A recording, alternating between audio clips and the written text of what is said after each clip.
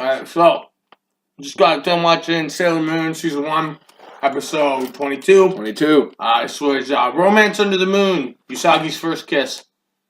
Now, immediately, we got a big thing going here. Yeah, I mean, in comparison to the last episode, right off the bat, it just wasn't as fun or as jam-packed. But there were a few key points. It was jam-packed, but in kind of a different way, and more of like a we figure out what Usagi's father's job is, which is he's a reporter for a magazine. But we hear a lot about this princess and some royal family. Yeah. So first thing that happens, Usagi's walking to school. She's hanging out, and she notices that there's like a roadblock. There's a checkpoint, as they call it, and she sees Naru, her best friend, looking absolutely sad, depressed, whatever, because she's recalling her interactions with Masato or whatever, the Nefrite's alias, and she just feels really bummed out that he probably doesn't actually love her back, despite the fact that he's continuously amnesia'd her. Yeah, which is odd. The amnesia theme continues. But the checkpoint was happening because this princess is visiting from the Diamond Kingdom, where all these great which we've never heard of, right? No. And it's a big deal. They're going to unveil the last secret treasure of the world, or something along those lines. And there's this big party ball thing going on at the embassy that anyone's going to be at.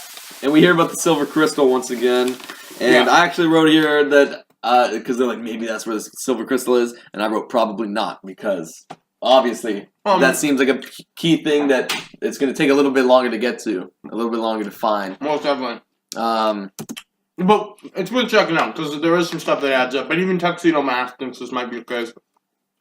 Tuxedo Mask is aware of the silver crystal. I don't believe that the sailors are. Yeah. Nor Luna. But anyway, so Naru's going because, as we know, her parents own a jewelry shop. So Naru's going, and Usagi's dad Usagi is going as well, because he's the reporter. She's super jealous. Yeah. And then we see Nefrite with Queen Beryl, and he says, "I've got a way of taking care of business." Mm-hmm.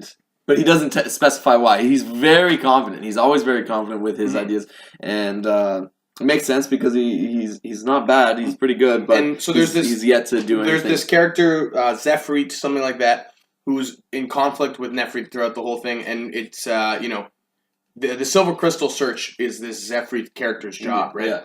So in the Dark Kingdom, we see Zephyrite really disappointed that Nefrite's going to go off and deal with this himself. So this Zephyrite character goes and cries in the arms of this unknown character that we only saw a glimpse of, who has sort of long blue hair, and is like, "Don't worry, be patient. Patience is key.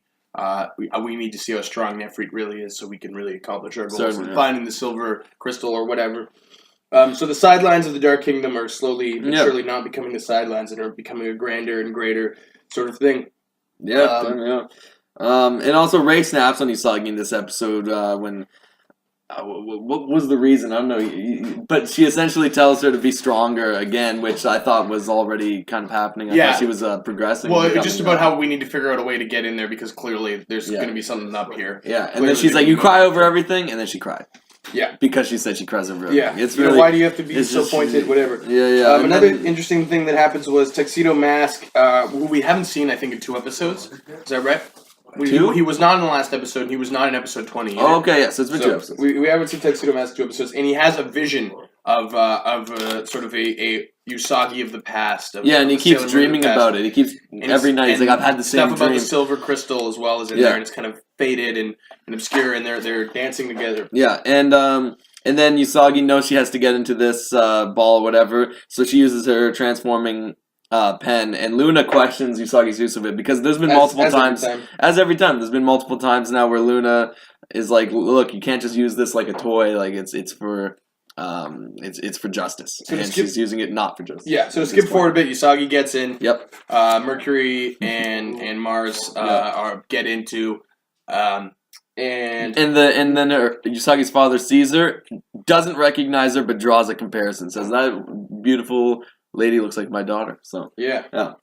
And so Naru is sitting on the side, and eventually Nefrit's sort of alter ego starts dancing with her, and he takes advantage of how much she loves him and makes her his sort of ghost puppet. So because Naru apparently knows this princess.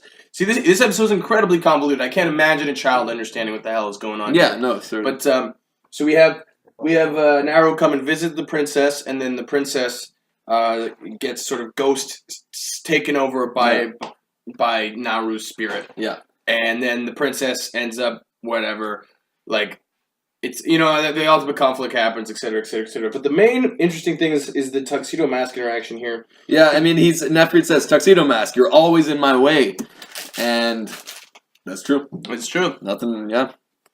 And then they figure out there's no silver crystal.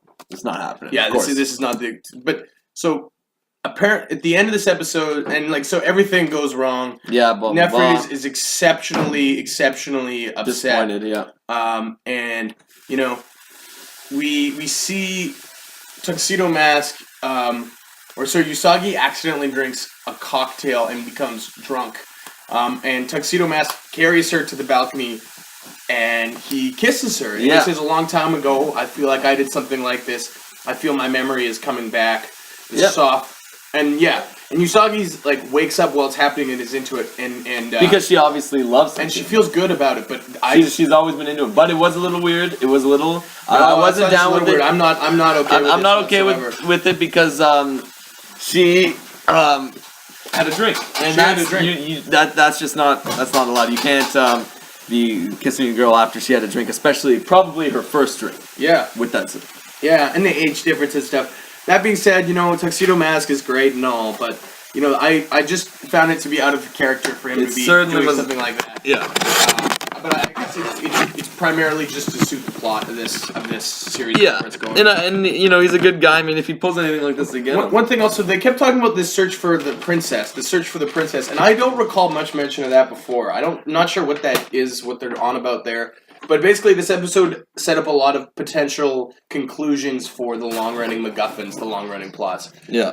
However, all it did was kind of tease us and frustrate me with this sort of exceptionally convoluted episode. This isn't one of the worst episodes, but this is definitely the most probably poorly written episode. Yes, it was definitely a little scattered. It was very scattered, and sort of ethically questionable in some ways. Yeah. But we'll see where it goes. It's exciting that we're ramping up some of the bigger plot points for probably an excellent finale for the Nefrit arc for sure, at the very least. Anyways, I think that's about that. Yeah. I feel like we definitely missed some stuff in this episode. I think I definitely missed I was drifting just a bit because of how all over the place and stuff. Yeah, and just it was bizarre, and then that at the end threw me off after she had a drink. I didn't expect that. Yeah, but anyway, thank you for watching. Appreciate it.